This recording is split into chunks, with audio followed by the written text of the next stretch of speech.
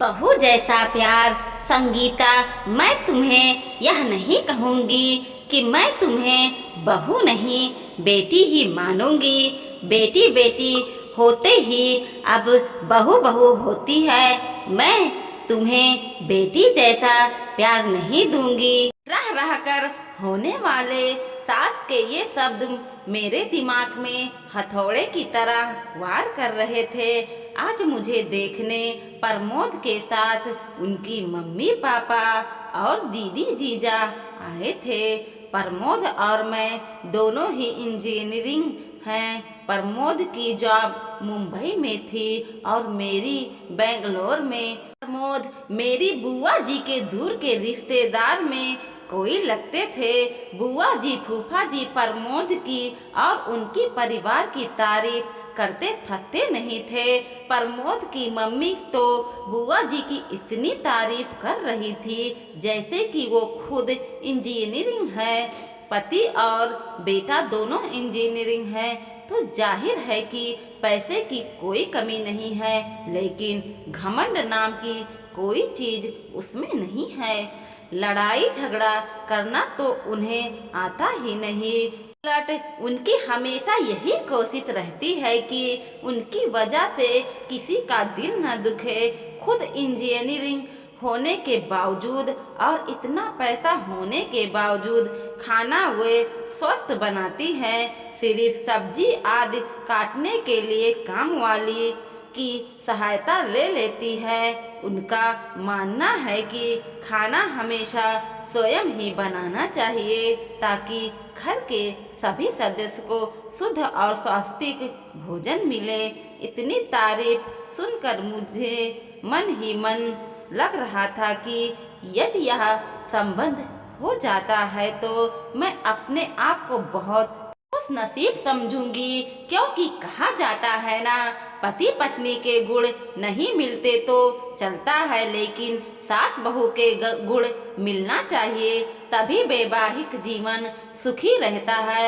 यह सोचकर मैं मन ही मन खुश हो रही थी कि मुझे बहुत अच्छी सास मिलने वाली है। लेकिन आज जब उन्हें बहू जैसा प्यार देने की बात कही तो वो बात किसी के भी समझ में नहीं आ रही थी।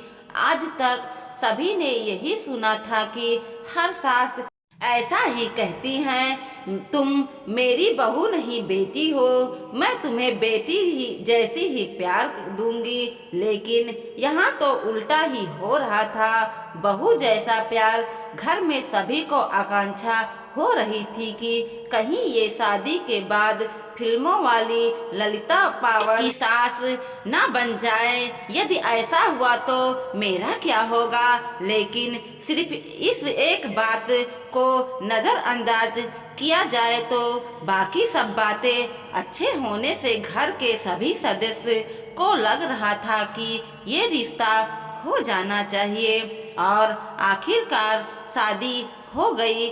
मेरी शादी तो हो गई, लेकिन दिमाग में हर वक्त मम्मी जी के शब्द, उन्हें बहू जैसा प्यार दूंगी, गूंजते रहते थे। इसलिए मैं मन ही मन डरी हुई थी। मैं प्रमोद से इस बारे में बात न कर सकी थी क्योंकि मुझे डर था कि कहीं प्रमोद यह न समझ बैठे कि शादी होते ही मैंने मम्मी जी के खिलाफ उनके कान भरना शुरू कर दिया। इसलिए मैंने मन ही मन फैसला लिया था कि मैं हर काम इतना परफेक्शन से करूंगी कि मम्मी जी को शिकायत का मौका ही नहीं मिले। जब शिकायत का मौका ही नहीं मिलेगा तो वो ललिता पावर नहीं बन पाएंगी। इस बात का मेरे ऊपर इतना असर हुआ कि मैं हर वक्त डरी डरी सी रहने लगी। प्रमोद भी 2-3 बार प्रेम से पूछा, क्या बात है, तुम खुश नहीं दिखती, तुम्हें किसी ने कुछ बोला क्या? मैं उन्हें क्या बताती। मैंने इतना ही कहा, नहीं ऐसे कोई बात नहीं, नया घर है, नया वातावरण है, सब कुछ नए होने से शायद मैं अपने आप को एडजस्ट नहीं कर पा रही हूँ। धीरे धीरे सब ठीक हो जाएगा। मम्मी जी पापा जी भी मेरे बहुत ख्याल रखते थे, हर वक्त बहुत प्यार से पेश आते थे। लेकिन मेरे मन में जो बहू जैसे प्यार की गांठ बैठ चुकी थी वो निकल ही नहीं पा रही थी। सब लोग कहते हैं ना कि शादी के बाद कुछ दिन तक वो ससुराल के सभी लोग अच्छे से ही रहते हैं, असलियत तो धीरे धीरे सामने आता है। अभी तो शुरुआत है, इसलिए ये लोग प्यार जता रहे हैं। धीरे धीरे मेरे मन इन्हें सब आकांक्षाओं से ग्रस्त रहने लगे। शादी के 8-10 दिन बाद मैं चाय बनाने के लिए दूध के गाज 3 लीटर दूध था, मैं से दूध निकालने लगी तो न जाने कैसे क्या मेरे हाथ से साड़ासी बराबर पकड़ी नहीं गई और गाज हाथ से छूट गया। पूरे के पूरे गर्म दूध नीचे गिर गए। मैं इतनी ज्यादा डर गई कि पूछो मत। कहा तो मैं सोच रही थी कि हर काम पूरे परफेक्शन से करूंगी, और कहाँ ये दूध। इसमें तो खास बात यही थी कि दूध वाला दिन भर सिर्फ एक बार सुबह ही दूध लाता था। के दूध में मिलावट होने से वो घर में नहीं लाते थे। सभी लोग चाय का इंतजार कर रहे थे। गाज गिरने की आवाज सुनकर मम्मी जी ने बाहर से ही आवाज लगाई, संगीता क्या हुआ। मैं तो इतना ज्यादा डर गई थी कि मेरे मुंह में आवाज ही नहीं निकली। तब मम्मी खुद किचन में आई। मम्मी जी को सामने देखकर मैं डर के मारे कांपने लगी। मुझे लगा कि अब वो जरूर ललिता पावर बन जाएंगी, क्योंकि आजकल सुबह तक किसी को भी चाय नाश्ता नहीं होने वाली और सभी को चाय पीने की आदत है। मम्मी जी ने गिरे हुए दूध की तरफ और मेरे तरफ देखा और मैं फटने का इंतजार करने लगी। बस अब फटा, अब फटा, अब फटा। लेकिन ये क्या बम तो फुस निकला। मम्मी जी मेरे पास आई और बोली, कोई बात नहीं संगीता, तुम इतनी देरी क्यों रही हो।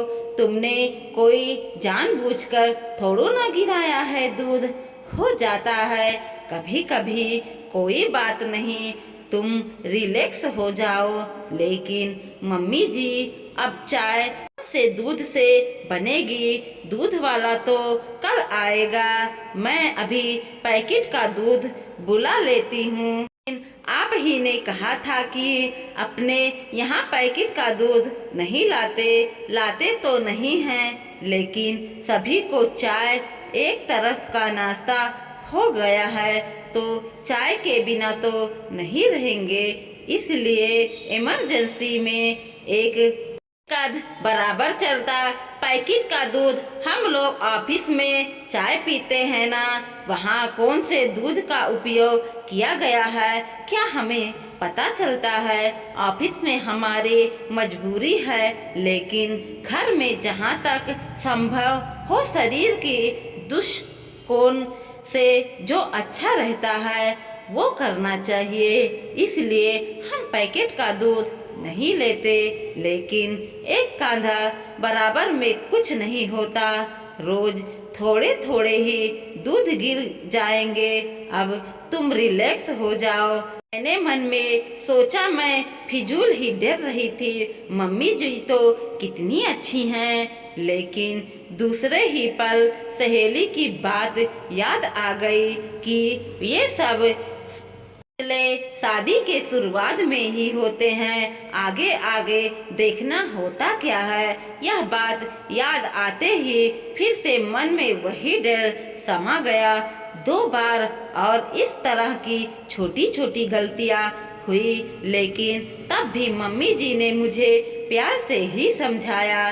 4-5 महीने के बाद है सभी को पालक पनीर की सब्जी बहुत पसंद थी। आज रविवार की सबकी छुट्टी होने पालक पनीर की सब्जी बनाने का तय हुआ। सब लोग खाना खाने बैठे तो जैसे ही उन्हें पहले कौरे मुंह में डाला तो बहुत बुरा मुंह बनाया और एक घूंट पानी पीकर बोले कि आज सब्जी में नमक डाला है कि नमक में सब्जी डाला है, आज डबल नमक है सब्जी में, मुझे काटो तो खून नहीं। हे भगवान, अब जरूर मम्मी जी अपने बहू वाला प्यार दिखाएंगी, कहेंगे कि तेरी मम्मी ने यही सिखाया क्या? पढ़ लिख कर नौकरी कर रही है, इसका ये मतलब नहीं कि तुझे सब्जी बनाना भी नहीं आना चाहिए। तुम्हारी माँ ने तो कहा था कि मेरी बेटी को सब आता है। ये क्या है? मैं ये सब सोच ही रही थी कि इतने में मम्मी जी मुझे जोर से झकझोरा, संगीता संगीता और संगीता, क्या हुआ? तुम काँप क्यों रही हो? क्यों काँप रही हो? आ कुछ नहीं, वो सब्जी मम्मी जी, सारी ना मालूम आज कैसे क्या नमक डबल हो गया। अब सब लोग खाना कैसे खाएंगे? फूल गोभी की सब्जी, दाल, चटनी और अचार है ना? देंगे, तुम घबराओ मत, लेकिन आगे से सब्जी बनाते वक्त थोड़ा ख्याल दिया करो। दोपहर में जब मैं और मम्मी जी अकेले थे तब वो बोली, शादी हुई है तभी से मैं देख रही हूँ कि तुम फ्री नहीं लग रही हो। ऐसा लगता है कि कहीं खोई खोई सी, डरी डरी सी। दोपहर में जब मैं और मम्मी जी अकेले थे तब वो बोली, शादी हुई है, तुम तभी से देख रही हूँ कि तुम फ्री नहीं लग रही हो। ऐसा लग रहा है कि खोई खोई सी, डरी डरी सी लगती हो। क्या बात है? यदि तुम मुझे नहीं बताओगी तो हम समस्या का निदान कैसे कर पाएंगे? यह तुम्हारी मम्मी नहीं है, लेकिन मैं तो हूँ ना। तुम मुझे से अपनी मन की हर बात कर सकती हो। इनके इतना प्रेम से बोलने पर मैं अपने आप को रोक न पाई और रोने लगी। उन्होंने मुझे अपने बाहों में भर लिया, तब बताया कि क्या बात है मम्मी जी, जब आप मुझे देखने आई थी तो आपने कहा था ना कि आप मुझे बेटी जैसी नहीं बहू जैसी प्यार करेंगी। हाँ कहा था, तो बहू जैसी भी कोई प्यार होता है क्या? बहू की छोटी से छोटी गलती पर भी उसे इतना ताड़ित किया जाता है कि मानो उससे बड़ा गुनाह हो गया हो। इसलिए मुझे लगा कि आप मेरी छोटी सी छोटी गलतियां पर महाभारत रचेंगी, इनको मेरे खिलाफ भड़काएंगी। इसी सोच के चलते मैं हर वक्त डरती रहती हूँ कि मुझे से कोई गलती नहीं होनी चाहिए। मुझ पर नाराज होने का आपको कोई मौका नहीं मिलना चाहिए। सच बताऊं तो आज तक मुझे से जो भी गलतियां हुई है वो उसी घबराहट के चलते हुई, लेकिन मेरे एक बात समझ में नहीं आई। बहू जैसा प्यार करूंगी ऐसा कहने पर भी आप आज तक अपने सासूपन नहीं दिखाए और मुझे डांटा भी नहीं। फिर आपने ऐसा क्यों कहा था कि आप बहू जैसा प्यार करेंगी? अरे पगली, तुझे नहीं पता था कि तू मेरी सी बात को इतना दिल पर लगा लेगी? एक बात बताऊं, क्या कभी तूने किसी माँ को अपनी बेटी से या कहते सुना है कि वो उसे बहू जैसे प्यार करेंगी? नहीं ना।